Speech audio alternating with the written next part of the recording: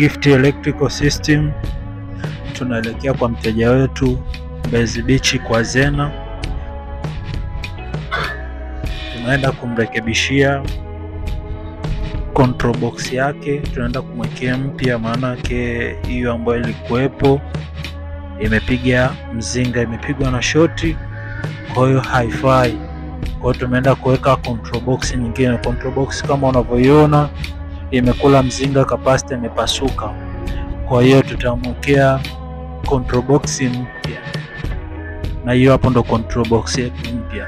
Kwa hiyo kwa kazi bora za mifumo wa umeme, electrical fence, solar system, fire system, karibu Gift Electrical System.